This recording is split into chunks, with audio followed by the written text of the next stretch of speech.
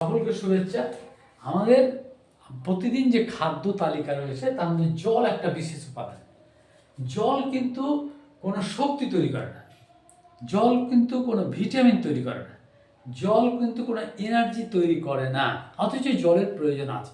জলের অতি প্রয়োজন এই কারণে যে দ্রাব্যতার মাত্রা বাড়ায়, শরীরের ভেতরে যে খাদ্যের পাচন প্রক্রিয়াকে সহায়তা করে, এনজাইম ঠিকঠাক কাজ করতে পারে তার জন্য সহায়তা করে। পানীয় জল very very essential for digestion of the fooding. এই ফুডিং ডাইজেশনে এই পানীয় জলের প্রয়োজন আছে। পানীয় জলটার ক্ষেত্রে একটা জিনিস ভাবতে হবে যে জলটা আমরা কখন খাবো। খাবারের আগে আধ ঘন্টা আগে আমরা জল খেতে পারি, আবার খাবারের পরে 10 মিনিট পরে 15 মিনিট পরে জল খেতে পারি, কিন্তু খাবার চলাকালে খাওয়ার মাঝখানে জল খাওয়া ঠিক নয়, কারণ এতে এনজাইম ঠিক মতো কাজ করতে পারে না।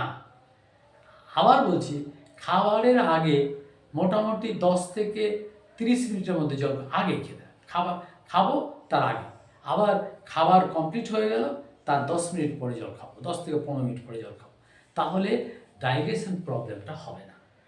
আর এই পানীয় জলের ক্ষেত্রে কতটা খাবো? পানীয় জলের নিয়ম হচ্ছে সারাদিনে মোটামুটি ধরে নাও 4 লিটার মিনিমাম, 4 লিটার জল মিনিমাম। অতিরিক্ত জল খাওয়া ভালো নয় কিন্তু, তাহলে শরীরের মধ্যে জলের একটা চাপ তৈরি হয় যেটা কিডনি দিয়ে পাস হয়, এটা অসুবিধা হয়।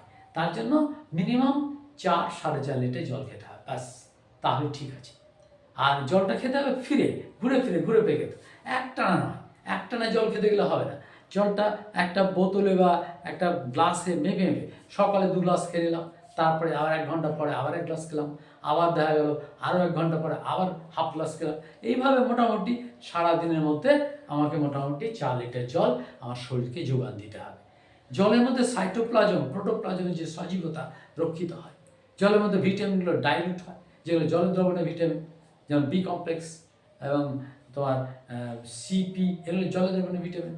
আর ফ্যাটের দ্রবণের ভিটামিনগুলো অবদ্রবিত ভিটামিনটা হেল্প করে দ্রাবতার ক্ষেত্রে, এগুলো এডিইকে কাজ করে।